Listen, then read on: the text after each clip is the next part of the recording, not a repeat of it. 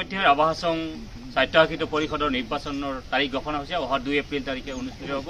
ইতিমধ্যে সমগ্ৰ ৰাভা হাছং অঞ্চলত নিৰ্বাচনী কুচকাচ পৰিৱেশ বিৰাজ কৰিছে। বিশেষকৈ দাৰিদুৰি 18 নং দাৰিদুৰি সমষ্টিত এইবাৰ তীব্ৰ প্ৰত্যাহ্বানৰ সন্মুখীন হ'ব। ৰাভা যৌথ মঞ্চৰ প্ৰাৰ্থীৰ সন্মুখত এক প্ৰত্যাহ্বানৰ সৃষ্টি হৈছে। নিৰ্দলীয় প্ৰাৰ্থী সুবিন ৰাভাই মোৰ সহযোগী অনুৰোধ কৰিছোঁ। বহু সংখ্যক তেখেতৰ কৰ্মী সমৰ্থক দেখিছোঁ। সুবিন চন্দ্ৰ ৰাভাৰ সৈতে মই কথা পাতিম। দাদা কি কয়, কেনেকুৱা আপুনি পৰিকল্পনা লয়? পৰিকল্পনা মানে বৰ্তমান আহি থকা ৰাভা হাছং অট'নমাছ কাউন্সিলৰ যি অহা এপ্ৰিলৰ 2 তাৰিখে হ'বলগীয়া নিৰ্বাচন, এই নিৰ্বাচনত মোক 18 নং দাৰিদুৰি সমষ্টিৰ সমূহ ৰাইজে মোক নিৰ্দলীয় প্ৰাৰ্থী হিচাপে ছাপোৰ্ট কৰিছে আৰু নিৰ্দলীয় কেণ্ডিডেট হিচাপে ছাপোৰ্ট কৰাৰ মেইন লক্ষ্য হ'ল সমষ্টিবাসীত যাতে উন্নয়ন বিকাশ অধিকাৰ যাতে আৰু কি কয় আপোনাৰ পৰিৱৰ্তন যাতে লৈ আহিব পাৰোঁ, তাৰ কাৰণে মানে মোক মানে নিৰ্দলীয় কেণ্ডিডেট হিচাপে মানে ফুল ছাপোৰ্ট দিছে। ধৰক ইতিপূৰ্বে জোনালী ৰাভা আছিলে, এইবাৰো জোনালী ৰাভা প্ৰতিদ্বন্দ্বী আগবঢ়াইছে। আপোনাৰ সন্মুখত কেনেকুৱা প্ৰত্যাহ্বানৰ সৃষ্টি কৰিব বুলি ভাবে? বৰ্তমান মই এনেকুৱা প্ৰত্যাহ্বান জনাব বুলি আৰু সেই প্ৰত্যাহ্বান হ'ব বুলি মই ভবা নাই। তাৰমানে মই বৰ্তমান যিখিনি মানে কেনভাছ কৰি আছোঁ, ফিল্ডত কৰি আছোঁ, চাৰিওফালৰ পৰা মানে ৰাইজৰ পৰা মই ছাপোৰ্ট পাই আছোঁ।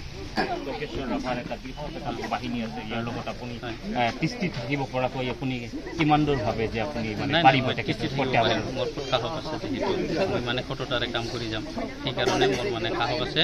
তেওঁলোকৰ লগত মই তিষ্ঠি থাকিব পাৰিম।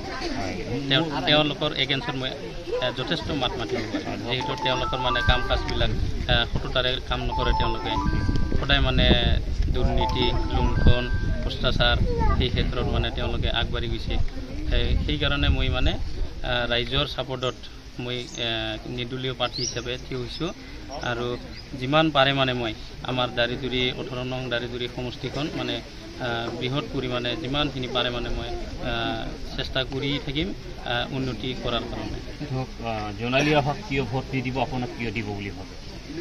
যিহেতু জোনালী ৰাভা যোৱা কাৰ্যকালত গোটেই সমষ্টিৰ ৰাইজে দেখা পালে যে তেওঁলোকে কি ধৰণে কাম কৰিছে। যিহেতু জোনালী ৰাভা অকল এটা ইষ্টামৰ দৰেহে, যিহেতু তেওঁলোকৰ লগত 4-5জন বা 7জন এনেকুৱা মানুহ আছে, তেওঁলোকেহে মানে কাম কাজ চলাই আছে, তেওঁলোকৰ নিজ স্বাৰ্থৰ কাৰণেহে কাম কৰি আছে। এইটোৰ কাৰণে মানে ৰাইজে মানে গোটেইখিনি দেখা পাই আছে, ৰাইজৰ দৃষ্টিত পৰিছে। এইটোৰ কাৰণে মানে ৰাইজে মানে ক্ষোভ উজাৰি আছে। এইটোৰ কাৰণে মানে এইবাৰ ৰাইজে আমাৰ দাৰিদুৰি 18 নং দাৰিদুৰি কি কয় সমষ্টিৰ সমূহ ৰাইজে মোক বিপুল ভোটত জয়যুক্ত কৰি মোক দুধনৈ কি কয় দুধনৈ কাউন্সিলত মোক মানে আচলতে মই সুবিন ৰাভাৰ সমৰ্থকৰ সৈতে কথা পাতিম। দাদা কেনেকুৱা বতৰটো কেনেকুৱা দেখিছে আপোনাৰ? নিৰ্বাচনী প্ৰচাৰ চলি আছে। আমি ইতিমধ্যে যিকেইটা জেগাত প্ৰচাৰ কাৰ্য আমি সম্পন্ন কৰিলোঁ, ৰাইজৰ লগত মতামত বহিলোঁ। আমাৰ লগত আমাৰ যিখিনি ৰাইজ আছে, তেওঁলোকে আমাৰ এইখিনিতো সকলো গাঁৱলীয়া ৰাইজ, গাঁৱলীয়া মানুহখিনি যি কথা কয়, সত্য কথা কয়, সঁচা কথা কয়। তেওঁলোকে লুণ্ঠন চলাইছে। বিগত যিবোৰ আমাৰ প্ৰতিনিধি আছিল, তেওঁলোকে লুণ্ঠন চলাইছে। এইটো স্পষ্টবাদী, ইয়াত স্পষ্ট আছে, মানে প্ৰমাণো দিয়া যাব। সেই হিচাপতে আমি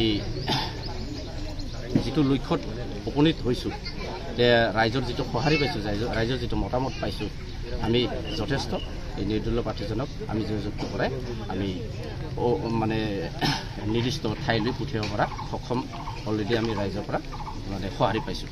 হয়, আচলতে জোনালী ৰাভাৰ বিৰুদ্ধে তীব্ৰ প্ৰতিষ্ঠান বিৰোধী দেও আছে বুলি দাদাই ক'ব বিচাৰিছে, প্ৰাৰ্থীগৰাকীয়ে ক'ব বিচাৰিছে।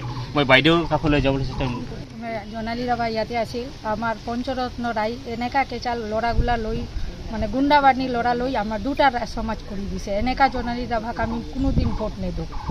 বেলেগৰ মাটি দখল কৰাৰ কাৰণে ল'ৰাবিলাক থিয়া কৰি ৰাখিছোঁ। সেইকাৰণে আমি কাপুলেটক ভোট দি জয়যুক্ত। 2 তাৰিখত অনুষ্ঠিত হ'ব নিৰ্বাচনত আচলতে সময়ত লক্ষণীয় হ'ব কোন জয় হয় কাৰ পৰাজয় হয়। কেমেৰা পাৰ্চন ৰাহুলৰ সৈতে মই ফাৰুক আব্দুল্লাহ, গ্ৰাউণ্ড আপডেট।